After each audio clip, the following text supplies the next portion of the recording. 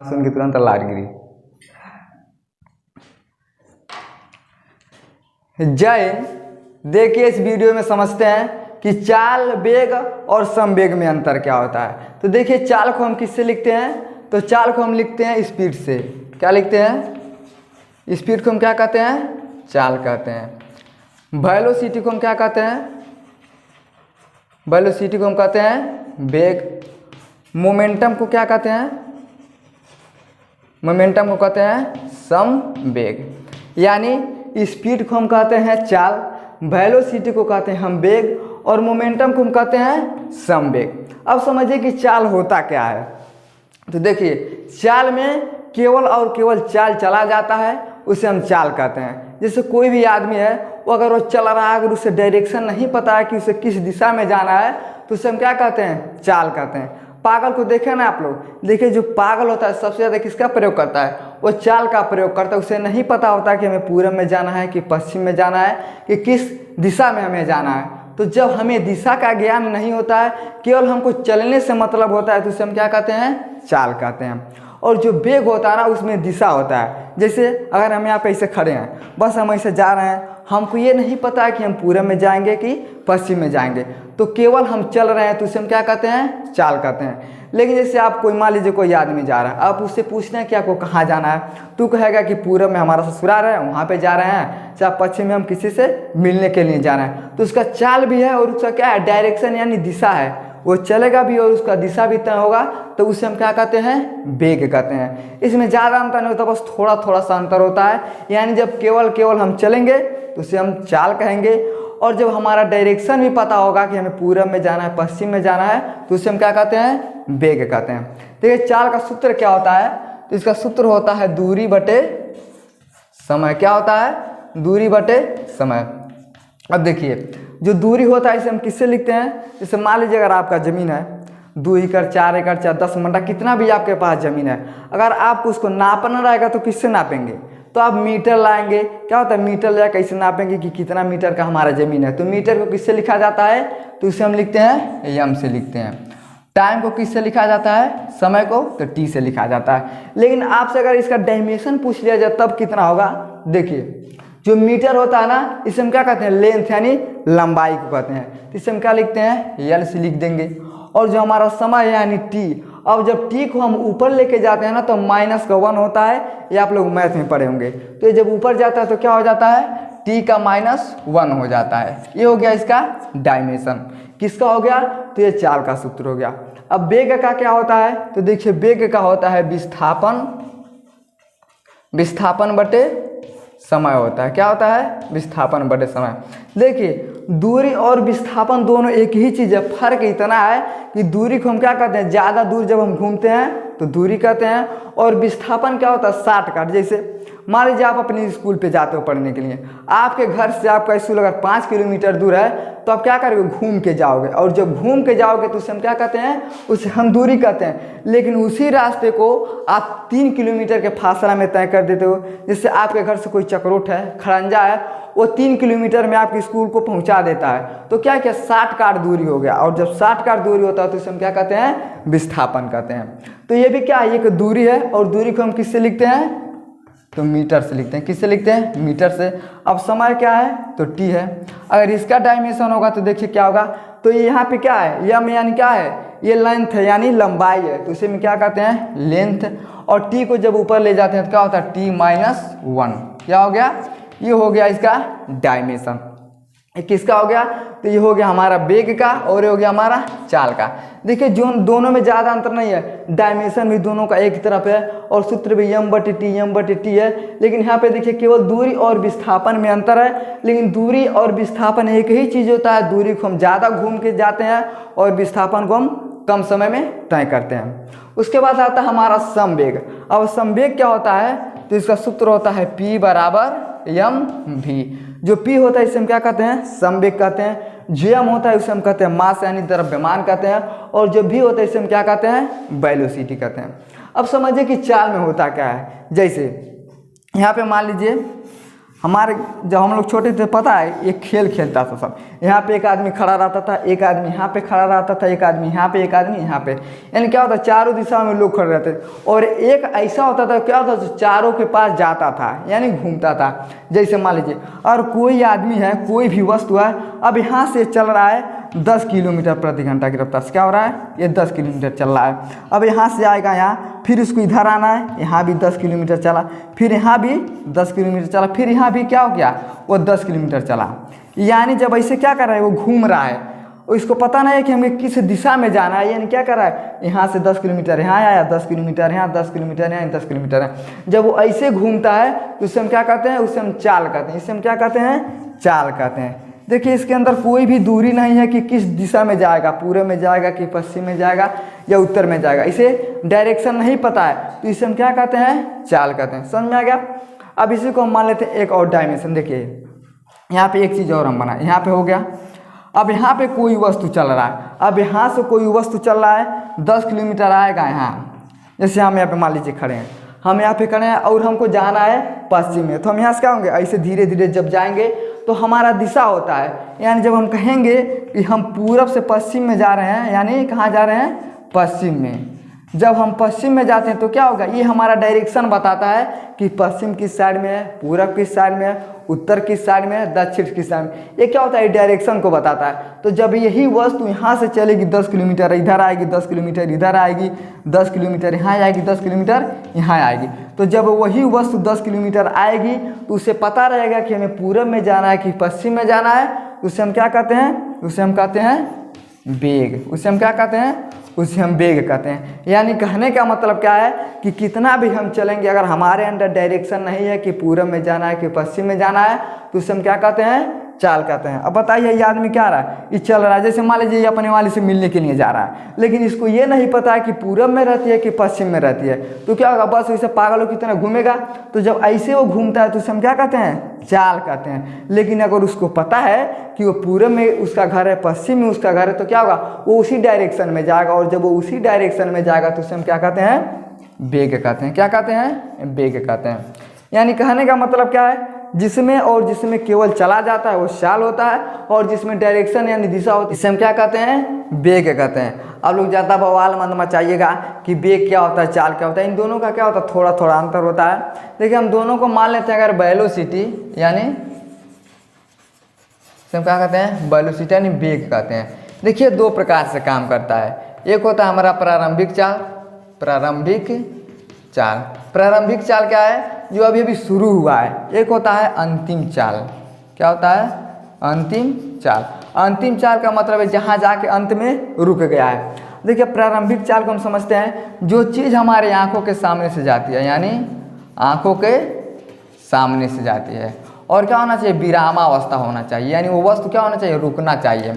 अगर आपसे कोई पूछ ले कि प्रारंभिक चाल का जो वेलोसिटी आपके लिए होगा तो कितना होगा, और अंतिम चाल का जो वेलोसिटी होगा कितना होगा, तो आपको क्या करना है पहले आपको समझना पड़ेगा कि प्रारंभिक चाल होता क्या है, अंतिम चाल क्या होता है, तभी तो आप बताएंगे कि हमारा वेलोसिटी 0 है कि कितना है। तो समझिए यानी कोई भी वस्तु जब हमारी आंखों के सामने से जाती है, जैसे हम यहाँ पे खड़े हैं, कोई वस्तु क्या हो रही है विराम यानी रुकी हुई है, जैसे कोई आदमी हमारे सामने रुका हुआ है और वो आदमी जब हमारे आंखों के सामने से जाएगा ना तो हम उसको देखेंगे कि देखो ये हमारे सामने खड़ा था और हमारे सामने से जा रहा है। तो जो उस समय हमारा जो वेलोसिटी होगा ना, उस समय जो हमारा वेलोसिटी होगा क्या होगा 0 होगा। क्या होगा 0 होगा। जैसे हम यहाँ पे अगर कहीं रोड पे खड़े हैं, कोई लड़की आई हमारे सामने रुक गई, और जब रुक गई तो क्या हो गई वो विरामावस्था में हो, क्या गई वो विरामावस्था में हो गई, और फिर उसने क्या किया किक मार के फिर उसने चलना शुरू कर दिया। तो हमारे आंखों के सामने से तो जा रही है, और जब हमारे आंखों से सामने जा रही है तो उसके लिए जो हमारा वेलोसिटी होगा क्या होगा 0 होगा। जैसे राम कमाने के लिए जा रहा, और जब राम कमाने के लिए गया तो जो प्लेटफार्म होता है उस पर क्या होता है ट्रेन होता है, और जब राम कमाने के लिए गया और जब प्लेटफार्म पे वो पहुंचा तो उसके आंखों के सामने से ट्रेन क्या किया चलना शुरू कर दिया, यानी प्रारंभ करना शुरू कर दिया। तो उससे हम क्या कहेंगे, तो राम के लिए जो उसका वेलोसिटी होगा ना वो 0 होगा। क्यों होगा, क्योंकि जब राम कमाने के लिए जा रहा था तो उसने प्लेटफार्म पर जब पहुंचा तो उसकी आंखों के सामने से ट्रेन क्या किया चालू किया और लेके चलाना प्रारंभ कर दिया। तो जो राम के लिए उसका वेलोसिटी होगा ना, क्या होगा, 0 होगा। क्यों होगा? क्योंकि राम के आंखों के सामने से वो वस्तु क्या हो रहा है, जा रहा है। जैसे कोई लड़का है, अब किसी लड़की को चाहता है, 2 दिन 3 दिन उसके पीछे घूमता है, अब घूमते घूमते आए, अब लड़की ने क्या किया, एक दिन आ गई उसके सामने, तो लड़का ने क्या किया, शुरू हो रही है प्रेम कहानी, तो उसका क्या, उसका प्रेम शुरू हो रहा है, अभी उसका खत्म नहीं हुआ, उसने क्या किया, प्रारंभ किया है। अब लड़की आएगी, उसके सामने खड़ा हो जाएगी, उससे बातचीत करेगी और जब बातचीत करके वही लड़की उसकी आंखों के सामने से जाएगी, तो उस लड़के से अगर पूछा जाएगा कि इस लड़की का प्रारंभिक चाल क्या है और उसका वेलोसिटी क्या है, तो लड़का जवाब देगा कि लड़की जो जा रही है हमारे लिए, उसका जो वेलोसिटी है हमारे लिए क्या है, 0 है। क्यों 0 है? क्योंकि लड़की उसके सामने रुकी थी, विरामावस्था में हुई थी, फिर उसने चलना प्रारंभ कर दिया, तो उसे हम क्या कहते हैं, हमारे आंखों के सामने से जा रही थी, तो उसका जो वेलोसिटी होता है क्या होता है, 0 यानी 0 होता है। कोई भी लड़की आई है, हमारे सामने स्कूटी ले खड़ा हो गई और हमसे पूछी कि क्या कर रहे हो, कुछ कर रहे हो, चाहे नहीं पूछेगी, हमारे सामने आके खड़ा हो गई, थोड़ा भी लंबा रहेगी यानी रुक जाएगी, फिर उसने किक मारा, फिर चलना प्रारंभ कर दिया, तो हम कहेंगे कि वो लड़की तो हमारी अभी आंखों के सामने से जा रही है, तो उसके लिए हमारा वेलोसिटी क्या होगा, 0। समझ में आ गया? चलिए, अगर आपसे क्वेश्चन पूछ लेता है और क्वेश्चन अगर आपको पूछ लेता है कि कोई भी वस्तु अगर विरामा अवस्था से चलना प्रारंभ कर देती है, तो क्या उसकी वेलोसिटी को हम 0 मानेंगे कि नहीं मानेंगे? सवाल क्या है, अगर कोई भी वस्तु अगर विरामा अवस्था से चलना प्रारंभ कर देती है, तो उसके वेलोसिटी को हम 0 मानेंगे। हाँ, उसको वेलोसिटी को हम क्या करेंगे, 0 मानेंगे, क्योंकि उसने क्या किया था, विरामा अवस्था से चलना प्रारंभ कर दिया और हमारे आंखों के सामने, तो उसकी वेलोसिटी को हम क्या करते हैं, 0 मानते हैं। एक और सवाल, अगर अगला सवाल पूछ लेता है आपसे कि अगर हम मान लीजिए जाके बस स्टैंड पे अगर खड़ा हो जाते हैं, हम बस स्टैंड पे खड़ा हो जाते हैं और बस आके हमारे सामने रुक जाता है, तो क्या जो बस आता है उसकी प्रारंभिक चाल को हम, जो उसका वेलोसिटी होगा, उसको हम 0 मानेंगे कि नहीं मानेंगे? जल्दी से बताइए कि अगर हम जाके बस स्टैंड पे अगर खड़ा हो जाते हैं, अगर बस आके हमारे सामने खड़ा होता है, तो क्या उसका जो चाल होता है उसे हम वेलोसिटी को 0 मानेंगे कि नहीं मानेंगे? तो देखिए, उसके वेलोसिटी को हम 0 नहीं मानेंगे। क्यों नहीं मानेंगे? तो हमको घंटा पता नहीं वो कहाँ से आ रहा है, कहाँ से नहीं आ रहा है, बस वो हमारे सामने आके खड़ा हो गया, तो उसके वेलोसिटी को हम 0 नहीं मानते हैं। अगला सवाल, अगर मान लीजिए एक सवाल का और जवाब दीजिए, अगर करोड़पति बनना तो सवाल का जवाब बताइए। अगर कहता है कि कोई भी वस्तु, जैसे मान लीजिए अगर हमारे पापा हैं, अगर वो मोटरसाइकिल से 40 किलोमीटर प्रति घंटा की रफ्तार से आकर अगर हमारे सामने रुक जाते हैं, तो उनका वेलोसिटी क्या होगा? उनका वेलोसिटी क्या होगा? 0 होगा? नहीं होगा। देखिए, वो पता नहीं कहाँ से आ रहे हैं, लेकिन जब ना ही हमें पता है कि कहाँ से वो आ रहे हैं और हमारे आंखों के सामने से भी वो नहीं आए हैं और वो विरामा अवस्था से कहीं से चलना प्रारंभ किए हैं और हमारे जब सामने आ जाएंगे, तो हम देखेंगे उनका रफ्तार कितना है। अगर 40 किलोमीटर प्रति घंटा की वो रफ्तार से आएंगे, तो जो हम वेलोसिटी को मानते हैं, कितना मानते हैं, तो 40 किलोमीटर क्या करते हैं, हम उसका वेलोसिटी मानते हैं। लेकिन जब हमारे सामने से कोई भी वस्तु विरामा अवस्था से चलना प्रारंभ कर देता है और हम उसे देखते हैं, तो उसका वेलोसिटी हम क्या मानते हैं, 0 मानते हैं। अब हमारे पापा पता नहीं कहाँ से आए हैं और हमारे सामने खड़े हो जाते हैं, तो बस उनका जो रफ्तार होता है ना, उसी को हम क्या करते हैं, वेलोसिटी मानते हैं। उसके बाद आता है अंतिम चाल। अब अंतिम चाल क्या होता है, तो जो आके वस्तु क्या होता है, रेस्ट, यानी रुक जाती है। क्या होती है, रुक जाने यानी रेस्ट करने लगती है, तो उसे हम कहते हैं अंतिम चाल। देखिए, इसका कभी कभी वेलोसिटी ना इसका क्या हो जाता है, 0 हो जाता है। क्या होता है, कभी कभी इसका वेलोसिटी 0 होता है। जैसे समझिए, हम कुछ लेके सामान ऐसे ऊपर फेंकते हैं, क्या करते हैं, ऐसे कुछ लेके ऐसे ऊपर फेंक देते हैं, तो ये कुछ ऊपर तक जाएगा और ये जहाँ तक जाएगा ना, वही क्या होता है, उसका अंतिम चाल होता है। जैसे लोग गेना खेलते हैं ना, तो ऐसे गेना को फेंका जाता है, तो गेना कहीं ना कहीं जाके क्या होता है, रुक जाता है, और जब रुक जाता है तो वही क्या होता है, उसका अंतिम चाल होता है। लेकिन ये कभी कभी इसके वेलोसिटी को हम क्या करते हैं, 0 मानते हैं। समझ में आ गया? तो अब देखिए संवेग में, ये तो हो गया हमारा चाल और वेग। अब आता है संवेग। अब संवेग क्या होता है, देखिए जो संवेग का सूत्र होता है उसे हम कहते हैं P बराबर mv। P क्या होता है, तो P को हम कहते हैं संवेग।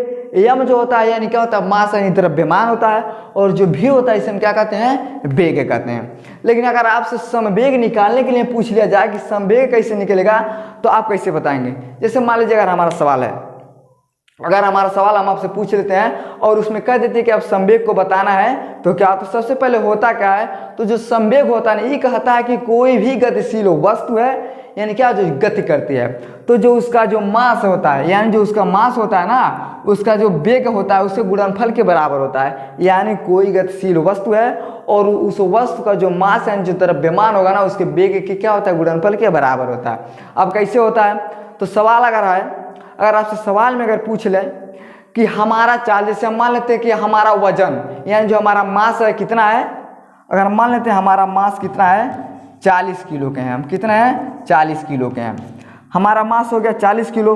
अब उसमें पूछ दिया जाए यानी हम क्या करें, 10 मीटर प्रति सेकेंड की चाल से चल रहे हैं, कितना हो रहा है, हमारा जो वेग है कितना है, 10 मीटर प्रति सेकेंड की चाल से हम क्या कर रहे हैं, चल रहे हैं। तो हमारा p यानी हमारा समवेग क्या होगा, आपको यही बताना रहेगा। तो आपको क्या करना है, बस सूत्र के हिसाब से आपको रखना है। देखिए पूछा कि हमारा p यानी वेग यानी समवेग क्या होगा, तो मास क्या है, तो 40 किलो के हम हैं और 10 मीटर प्रति सेकेंड की क्या कर रहे हैं, हम चल रहे हैं। तो जब हम चलते हैं तो जो मास और गुणे क्या होता है, वेग होता है, बस उसको हमको गुणा करना रहता है। अब कैसे करेंगे, तो देखिए हो गया हमारा p क्या हो गया, 40 हो गया, m क्या हो गया हमारा, 40 हो गया, गुणे अब v क्या है हमारा, 10 है। अब 40 का गुणा जब हम 10 में करते हैं तो कितना आएगा, 400 आएगा। और यही जो 400 आता है यही क्या होता है, p होता है, क्या होता है, यही समवेग होता है, क्या होता है, यही समवेग होता है। तो हमारा क्या था, हम 40 किलो के थे तो हमारा 40 किलो वजन हो गया, और हम 10 मीटर प्रति सेकेंड की चाल से चल रहे हैं, तो क्या होगा, 10 मीटर प्रति सेकेंड की चाल से हम चल रहे हैं। और p का जब मान पूछेगा तो 40 गुणे 10 कर देंगे तो 40 धनिया में 400, यही जो p का मान आएगा यही क्या होगा, समवेग का मान होगा। समझ आ गया, आई होप आपको समझ में आ गया होगा। समझ में आ गया तो वीडियो को लाइक शेयर सब्सक्राइब जरूर करें। जय हिंद।